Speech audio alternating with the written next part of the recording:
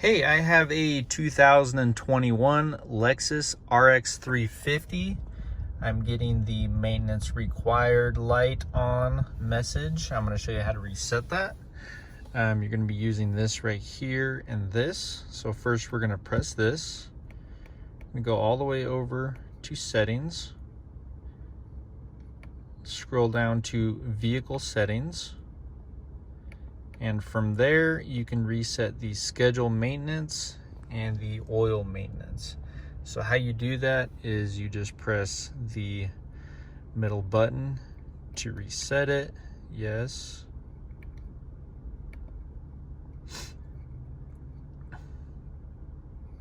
And then we can go down here and reset it as well.